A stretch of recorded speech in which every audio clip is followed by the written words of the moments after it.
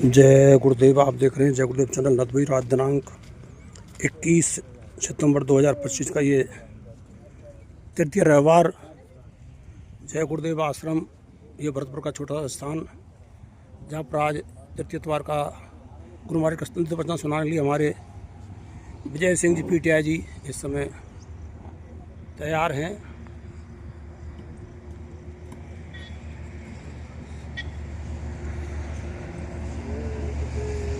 जय गुरुदेव भाई साहब। जय गुरुदेव।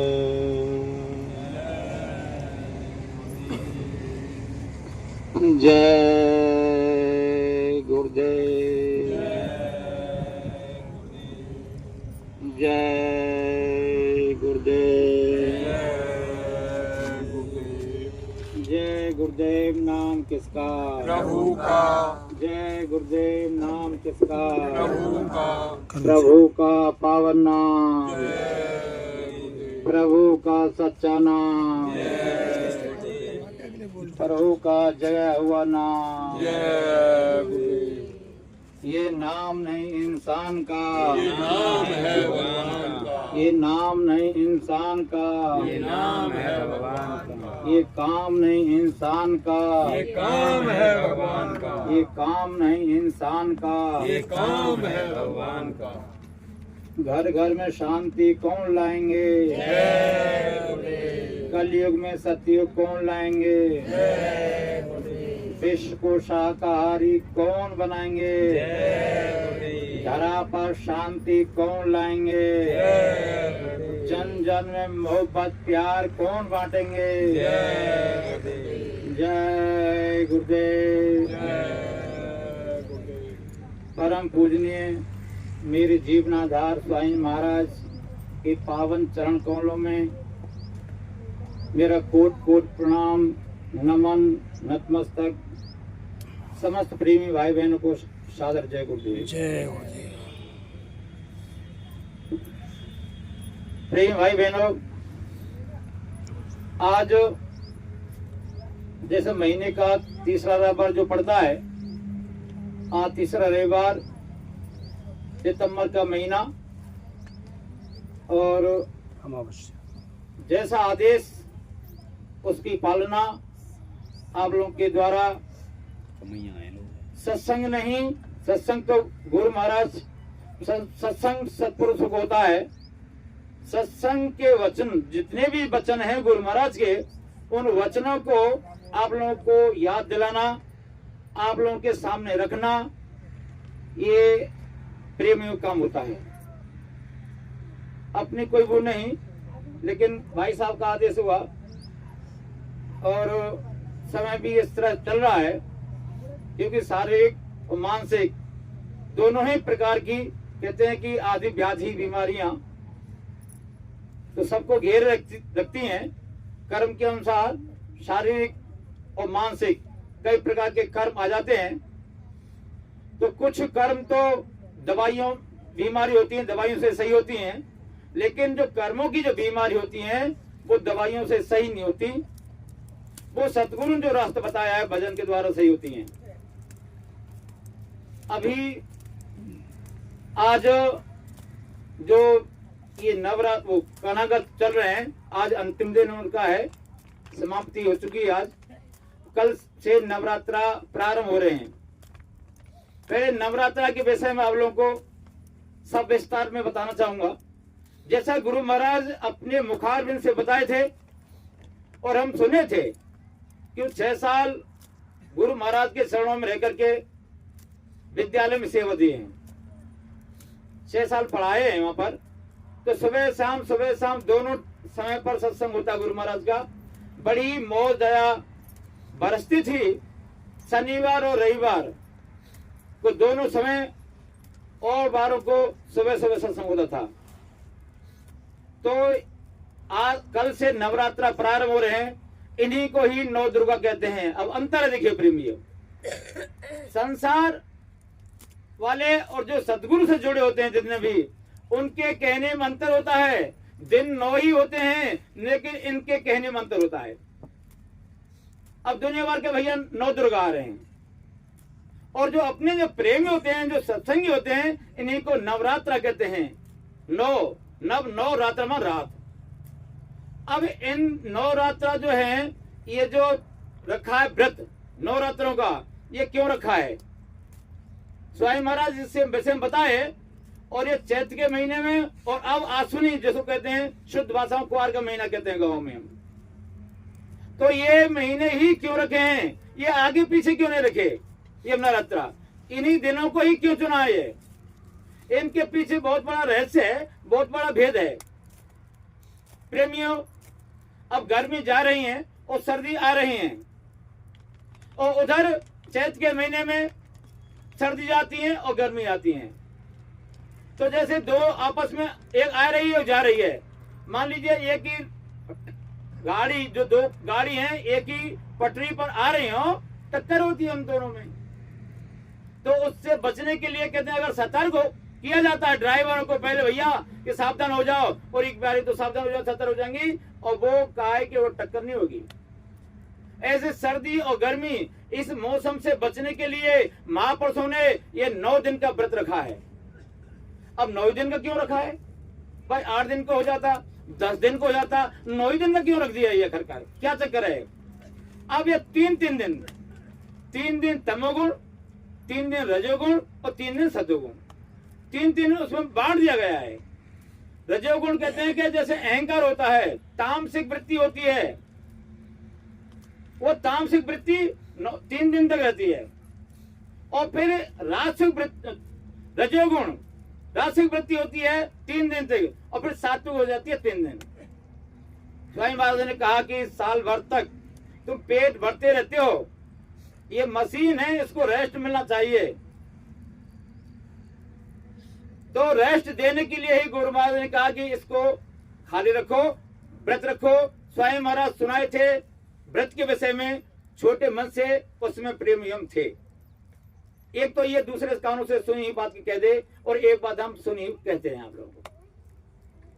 अब इसमें व्रत के भी कई तरीका हैं। स्वामी महाराज तो असली व्रत जो बताए हैं, कहा कि केवल नींबू पानी 9 दिन तक, और कुछ नहीं। कोई दूध नहीं, कोई जूस नहीं, कोई फल नहीं, कोई ये नहीं बोसेगा पहले दिन साहब लास्ट के दिन भोजन कर लो, या पूरे दिन में एक दिन ये टाइम भोजन कर लो, या फल खा लो, या तुम्हारे खोआ बनाए खा लो, ये कुछ नहीं, केवल नींबू पानी। इस तरह से गुरु महाराज बोले। कहा कि जो सफाई है, कचरा पूरा साफ हो जाता है, जैसे बर्तन को मांज देते हैं, थाली को साफ कर देते हैं राख से, उसमें वो चमकता है। देख लो, पहले राख से ही थाली मांजते थे बर्तनों को, अब तो ये साबुन अब चला है, फिर राख से ही मांजते थे। ऐसे मांजते थे कि मुंह से आईना ना हो, दर्पण ना हो, मुख को देख लो। ऐसे ही जो शरीर है, अंदर में जो गंदगी भरी हुई है, वो साफ होती है। आपको पता है, नींबू कहां सा का बर्तन कितना में पुरान हो, खराब हो, उसमें नींबू रगड़ दो, आप साफ हो जाएगा वो। जब नींबू पेट में जाएगा तो क्यों नहीं सफाई करेगा? वो सफाई करेगा निश्चित रूप से। और कहा कि नींबू पानी थोड़ी चीनी डालो, जब प्यास लगे भरपेट पियो, खूब पियो उसको। भूख नहीं लगी, हाँ 2-3 दिन तो आभास होगा कितनी भूख लग रही है, लेकिन 2-3 दिन बाद फिर में बर्दाश्त हो जाएगा, वो ही बर्दाश्त हो जाएगा, सहन हो जाएगा। फिर कहा कि फिर सताएगा नहीं बिल्कुल।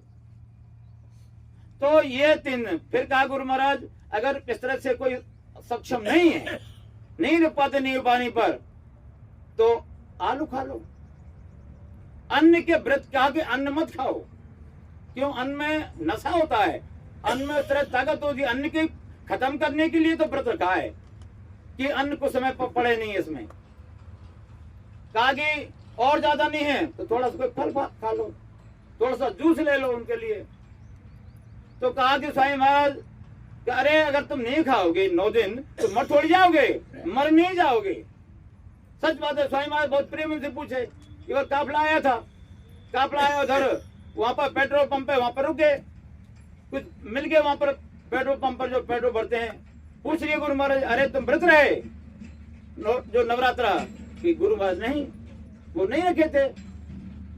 फिर और से पूछे जो रहे थे, उन्होंने कहा जी हजूर रहे थे। प्रथम सिर पर हाथ रखा स्वामी महाराज ने। अब बताइए, तो 9 दिन का जो व्रत है, तो 3 दिन तमोगुण। तमोगुण जो होता है कि अरे मैं देख लूंगा, ऐसे कर लूंगा, वैसे कर लूंगा, ये कैसे कर दिया, वैसे कर दिया, ये 3 दिन तक रहता है।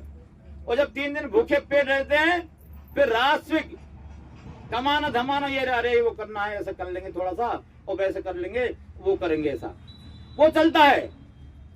और लास्ट में 3 जब 6 दिन खत्म हो, 7वां दिन जैसे लगता है, तो सात्विक, जिसको आध्यात्मिक कहते हैं, केवल सदगुरु ही, भजन ही दिखता है और कुछ भी नहीं सूझता, कोई समझ नहीं आती कोई बात। कहा भैया भजन कर लो, कुछ भी नहीं, जाना है यहाँ से। जब ये छोड़ दिया अन्न पानी तो हमेशा के लिए छोड़ना है। अभी तो 9 दिन के लिए छोड़ा है, और फिर हमेशा के लिए छोड़ चलेंगे इस शरीर की। भैया भजन ही कर लो। फिर प्रेमियों, आप 9 दिन तक, जैसे गुरु महाराज ने बताया था, वही बात आपको स्मरण कर रहे हैं, आप याद दिला रहे हैं। आप 9 दिन तक व्रत रहो इस तरह से, और बिल्कुल नहीं खाना, कि नींबू पानी बस चीनी डाल के थोड़ा सा, जो कहते हैं कि ठंडाई, वो शरबत, सिकंजी कहते हैं, कोई शरबत सिकंजी कहते हैं, हम तो सिकंजी कहते हैं, थोड़ा सा कुछ नमक डालो। तो ये सब आप करके देखिए, तो आप लोगों को आभास हो जाएगा कि हाँ, और ऐसा हल्का शरीर रहेगा, मानो कितना हल्का हो गया, बहुत हल्का शरीर रहेगा। तो ये 9 दिन का व्रत गुरु महाराज का आदेश हुआ था, तो आदेश का पालन ही भक्ति है, और भक्ति कोई दूसरा नाम नहीं है। सोचेंगे माता पिता की भक्ति का पैर छू, मन में कुछ है और वैसे दिखाने के लिए पैर छू ले। अंदर से जो भावना होती है, भावना मतलब भक्ति, अंदर की जो भावना, गुरु आदेश जो पालन, वही भक्ति है, और कोई भक्ति नाम और किसी का नहीं है। तो आदेश जो गुरु महाराज को हुआ था, तो उस समय प्रेमी हम भी व्रत रहे थे, कम से कम 3-4 साल तो वहां पर व्रत रहे थे, विशेषकर चैत्र के महीने में। क्यों, इन दिनों में तो पढ़ाना पड़ता है, बहुत ताकत लगानी पड़ती है, और पीटीआई काम होता है, समझ लीजिए आप, खेल कूद कराना, ये कराना, बोलना, तो थोड़ी सी शक्ति। तो चैत्र के महीने में तो बराबर रहते हैं, 9 दिन तक, पूरा 9 दिन तक बराबर व्रत रहे। और वही व्रत, पहले दिन तो पानी और कुछ नहीं, नींबू कुछ नहीं, पहले दिन तक पूरा पानी पानी पिए, बस 2-3-4 बार जितनी प्यास लगी उतनी। दूसरे दिन पानी में नींबू निचोड़ लिया, उसमें चीनी भी नहीं, कुछ नहीं, केवल बस नींबू पानी। तीसरे दिन फिर उसमें चीनी डाली गई, थोड़ा सा सेंधा नमक, काला नमक जो है वो डाल सकते हैं, और फिर वही पिए, बस 2-3-4 बार जितनी भी है उस समय पी रहे। तो देखना पूरा सब, पूरी सफाई होती है, वो आभास हो जाएगा आप लोगों को कि किस तरह से। और फिर क्या है कि इसको तोड़ने के लिए भी स्वामी महाराज बताएं, ये नहीं कि एक साहब 9 दिन हो गए पूरी, चलो खीर पूरी बना लो, खा लो, कहा बच्चों तुम्हारा नुकसान हो जाएगा बहुत बड़ा। इसलिए तो स्वामी महाराज बोले, स्वामी महाराज तो बोले थे कि खिचड़ी बनवाने के लिए, खिचड़ी बनवाते थे आश्रम पर स्वामी महाराज भंडारे में, लास्ट के दिन। वो भी खिचड़ी ऐसे नहीं कि अधकच्ची रह गई, पूरी तरह से पक जाए। और ये भी बोले स्वामी महाराज कि अरे जो मूंग की दाल होती है, उस दाल को खूब पकाओ, अच्छी तरह से पक जाए, फिर उसके से पानी सा उसको पी लो ठंडा करके, चाहे थोड़ा सा नींबू, और फिर बाद में ये 2 घंटे बाद खिचड़ी बनाओ, मूंग की, थोड़ी सी चावल, उसकी खिचड़ी बनाओ, और खिचड़ी बना के बाद में उसको फिर खाओ। और कहा थोड़ी सी बोला तो 1 रोटी, नहीं तो दूसरे दिन पतली पतली 2 फुल्की, 2-3, और धीरे धीरे धीरे धीरे उसको बढ़ाओ, एक का एक मत करना, क्यों कोठा जो खाली होता है इसमें कुछ नहीं रहता, और एक इसमें पूड़ी, खीर, कचौड़ी कुछ डाल देंगे तो प्रेमियों जो लाभ होगा वो नुकसान हो जाएगा। बीच में कहा कि ये सब अगर डाल दिया, होता है, करते हैं, अरे भैया कन्या जमा रहे हैं, उनको जमा रहे हैं, खीर पूड़ी कचौड़ी खा रहे हैं, और फिर मैं बहुतों सुनाऊं, यह नहीं कि मैं केवल वैसे ही बता रहे हैं आप लोगों को, सुनाऊं, अरे क्या बताया जाए, व्रत तो हम रहे और बीमार हो गए हम तो।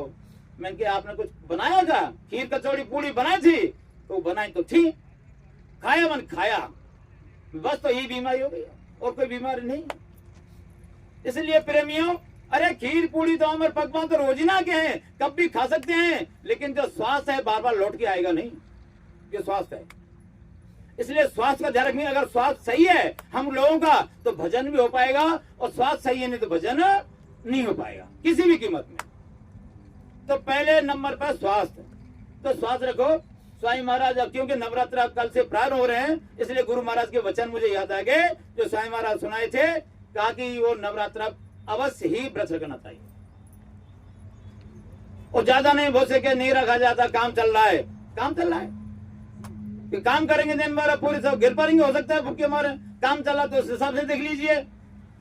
और जो चैत का महीना होता है उसमें काम चलता है, वो वैसा के महीने में गेहूं कटेंगे, वो पहले पड़ जाता है थोड़ा सा, और इसमें ज्यादा काम चल रहा है तो फिर अपने हिसाब से रख लेते हैं।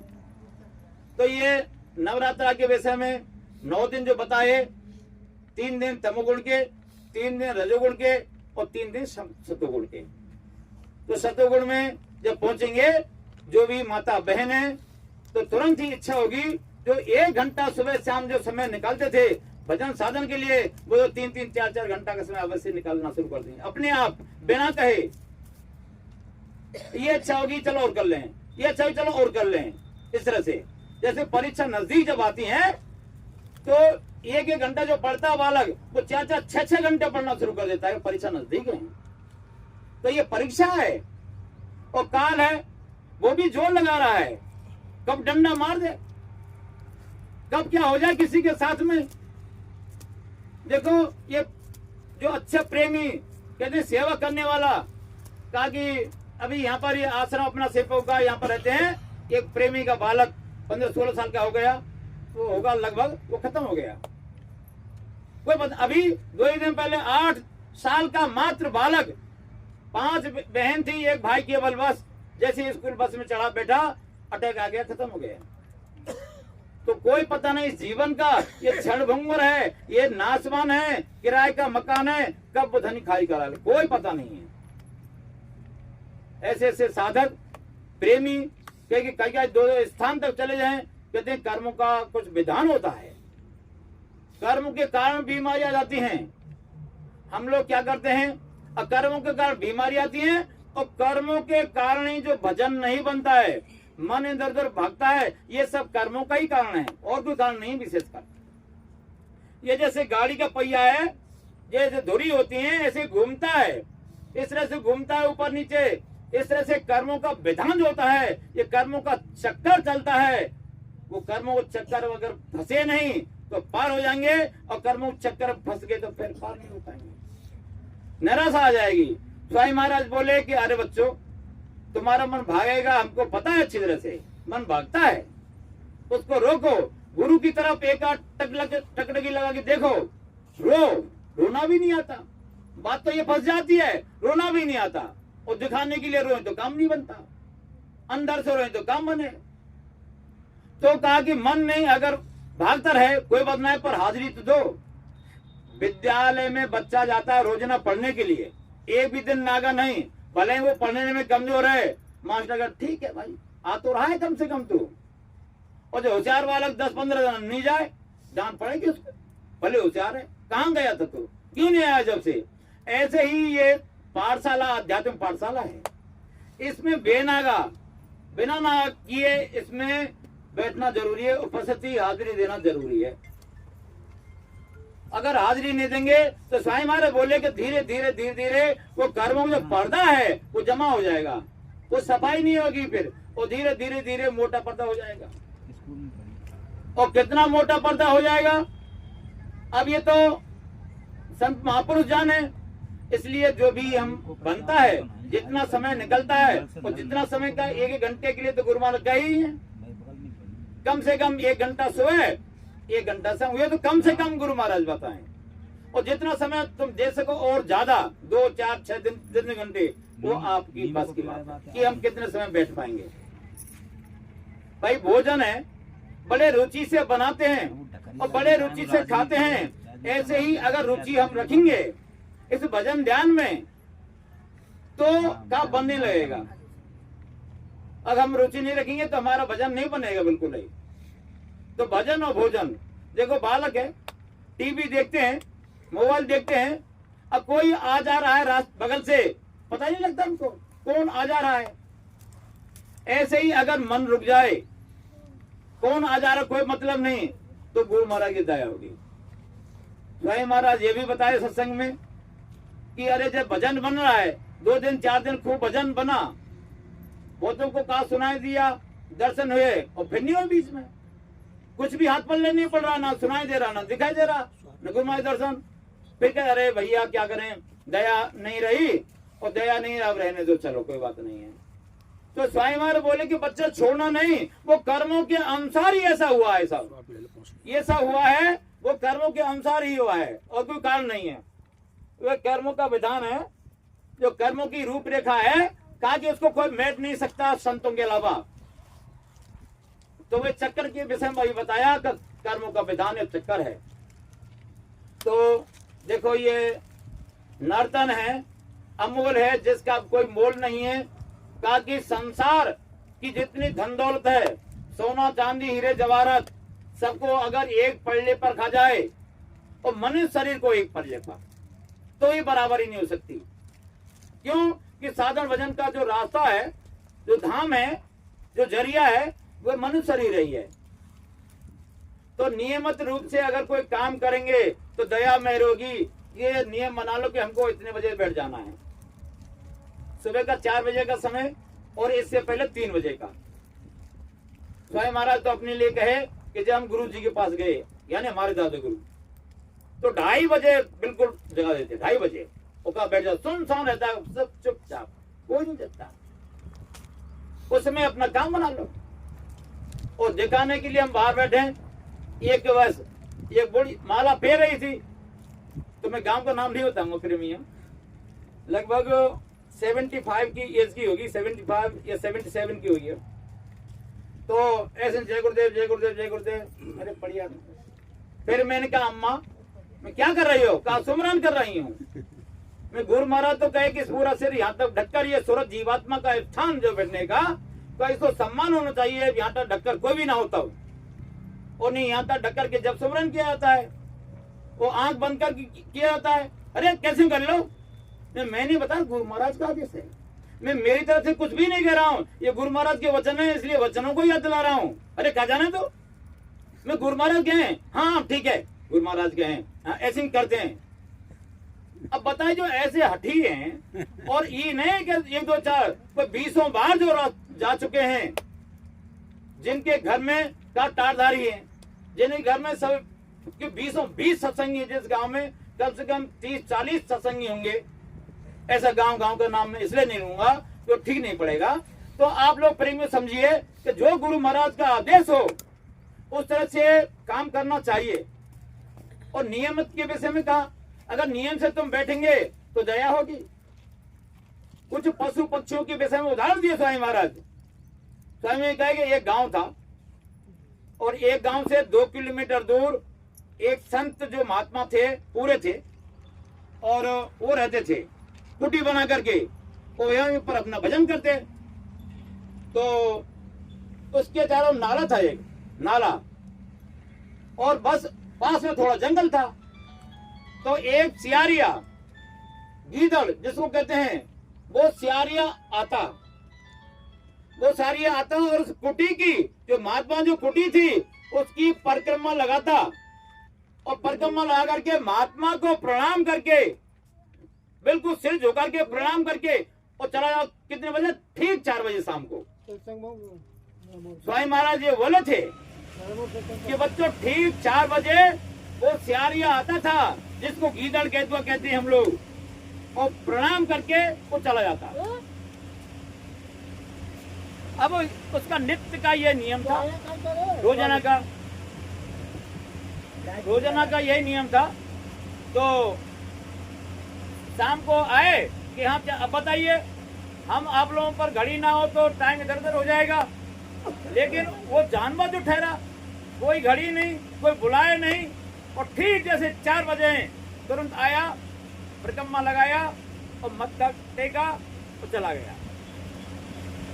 एक दिन की बात, वो आया सियारिया, और किसी पानी प्यास उसको लग रही थी, तो ऐसे पानी पीने के लिए उस नाले में उतरा, उसका पैर फिसल गया और गहरे पानी में चला गया और डूब गया, और वो खत्म हो गया। वहां पर उस महात्मा के दर्शन के लिए कोई आ रहे थे, कोई प्रेमी, तो तड़प रहा था, वो तड़प रहा था। बस तड़पते तड़पते थोड़ी देर में उसने प्राण छोड़ दिए। सांस कोई नहीं होगी, अटकी, ये समय प्राण खत्म हो गए। उसने कहा कि महाराज जी, ये एक सियारिया है और पानी में डूबा तड़प रहा है, वो खत्म होने वाला, हो सकता है खत्म ही हो गया होगा। तो गए महात्मा जी, उसको निकाल के लाए तो वो शांत हो गया। शांत मतलब खत्म हो गया, शरीर छूट गया। तो महात्मा जी इतने रोए थे, इतने रोए, बहुत ज्यादा रोए थे, जिसकी कोई सीमा नहीं। और इसके बाद में उसको दफनाने के बाद में इतने जोर से हंसे थे, बहुत जोर से हंसे, 2 किलोमीटर तक आवाज गई। पहले रोने की आवाज गई 2 किलोमीटर और फिर हंसने की आवाज गई 2 किलोमीटर।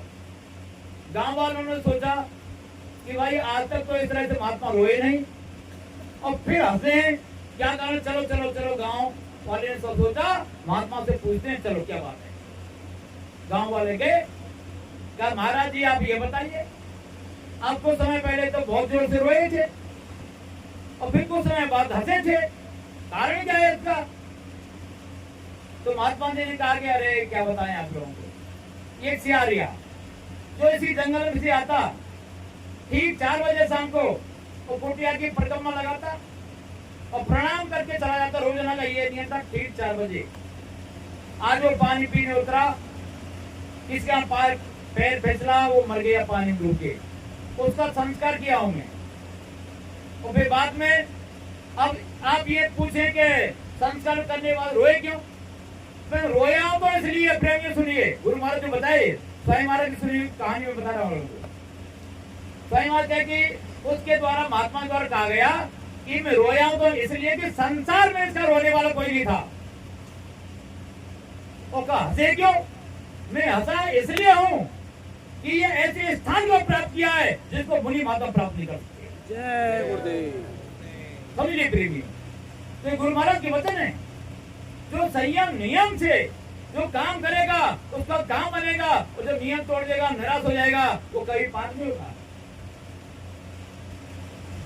कहते हैं कि उत्तमेनि सिद्धंति कार्याणि न मनोरथै नाहि सुतस्य सिंहस्य प्रसन्ते मुखे मृगाः।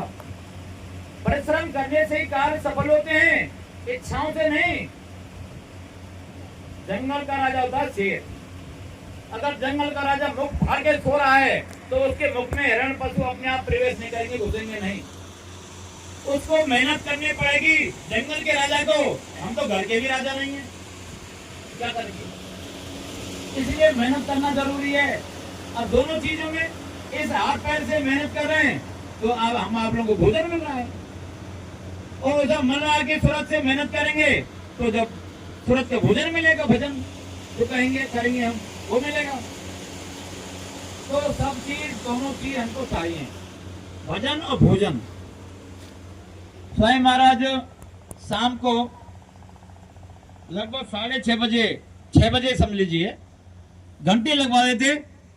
सत्संग हो या न हो, जो भी है, प्रार्थना होती, और प्रार्थना के बाद में स्वामी महाराज 1-1.25 घंटा भजन ध्यान सुमरन कराते, और 7:30 के लगभग फिर आदेश होता कि जाओ अपने अपने शिविरों में चले जाते, और 8 बजे घंटे लगती भंडारे में भोजन की। पहले भोजन नहीं कराते गुरु महाराज।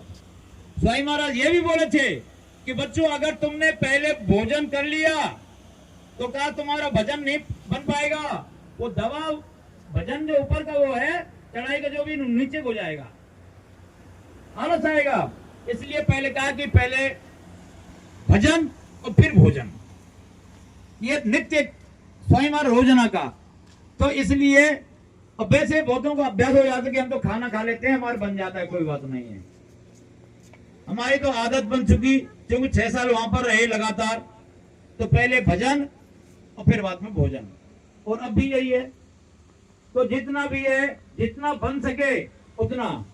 अब इसमें आज दिनांक 21 सितंबर 2025 तृतीय रविवार, जय गुरुदेव आश्रम का ये छोटा स्थान, भरतपुर संगत, जिला राजस्थान से। अगर इच्छा आप लोगों के अंदर है नामदान लेने की, महाराज का संदेश बचने से सुना रहे हैं। विजय सिंह जी PTI, गुरु महाराज के द्वारा ही मिलेगा।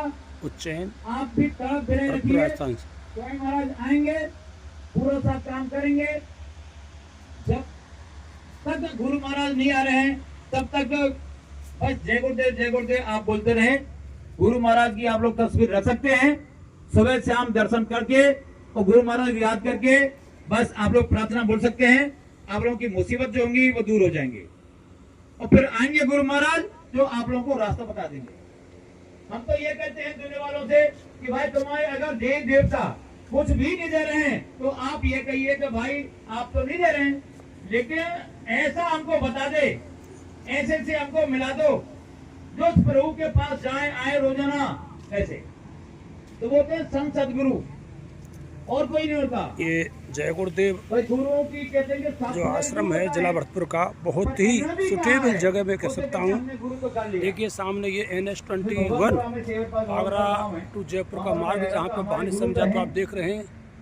और हमारी सुविधा को देखते हुए बहुत ही अच्छा हमें स्थान को मार्ग दिलवाया है, क्योंकि यहाँ पर हमारे सत्संग प्रेमी जो इधर से गुजरते हैं जाते हैं इधर उधर, तो वो निश्चय ही स्थान पर आकर के यहाँ माथा टेकते हैं और गुरु महाराज की प्रार्थना करते हैं, गुरु महाराज की सेवा यहाँ करके वो करते हैं। ऐसा स्थान शायद ही किसी जगह मिलता है, ऐसे नहीं हो, काफ़ी स्थान है।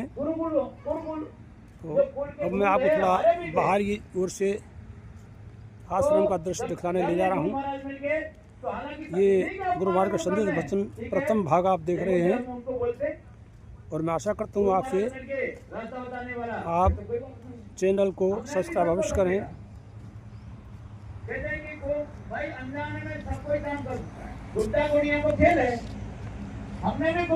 ये निर्माणाधीन स्थान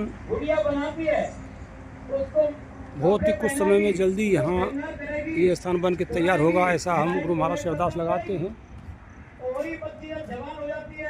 18 साल की उम्र में शादी हो जाती है, शादी होने के बाद में गुड्डा सामने आप देख रहे हैं डेहरा गांव, और ये यहाँ पर अपना गुरु महाराज का छोटा सा स्थान, 2 बीघा जमीन जो 3 मार्च 2023 को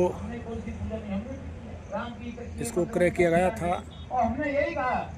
और यहाँ पर निर्माण कार्य के लिए कुछ सामग्री पड़ी हुई है। देखिए बिल्कुल नज़दीक यहाँ से सामने ये आपको देखिए टावर डला हुआ है, काला काले बच्चे यहाँ से आ रहे हैं, बिल्कुल नज़दीक सड़क। और अगर इधर देखते तो यहाँ तो और भी नज़दीक सड़क है।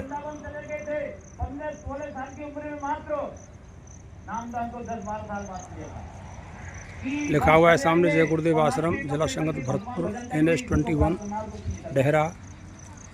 बिजली की सुविधा भी हम मौजूद है। सभी प्रेमी बड़ी यहाँ प्रेम भाव से सेवा करते हैं।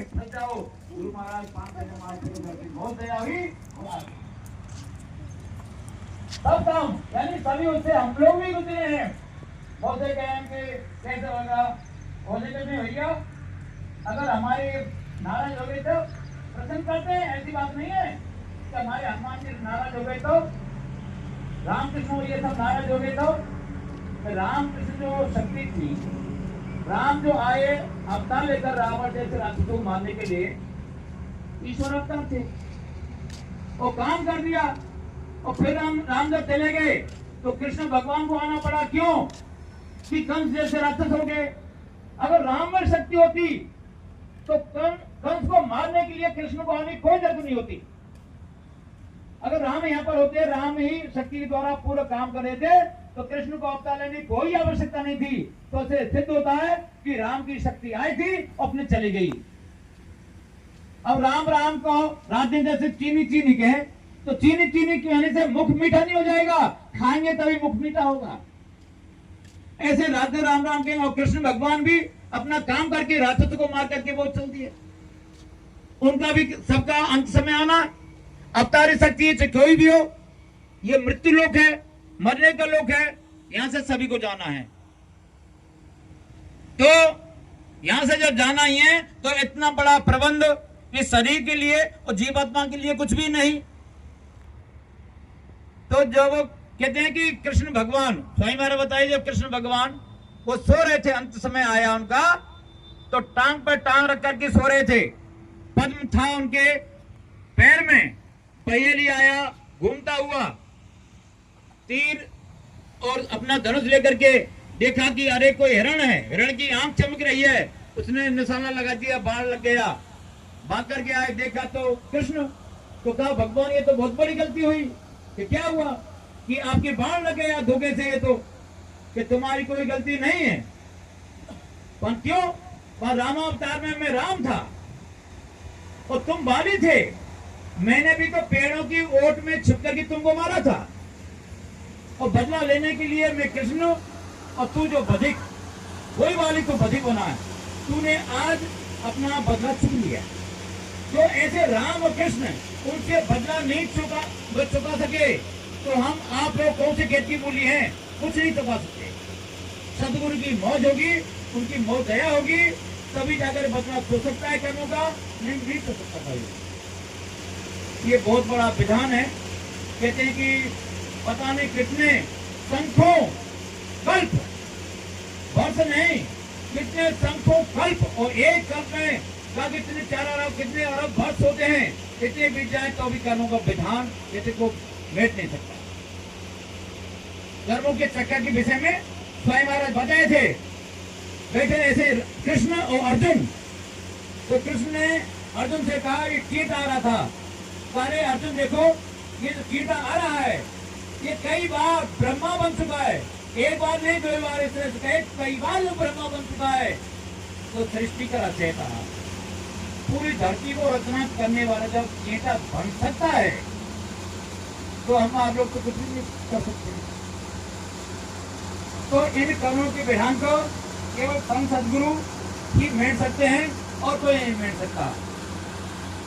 तो हम आप लोग ये ना सोचें कि हमको कुछ भी नहीं मिला है, बड़े सौभाग्यशाली हैं कि ऐसे खराब समय में हमको संत सदगुरु मिल गए। बस पहली बात तो ये को सुनते हैं, तरो ताजा हो जाते हैं।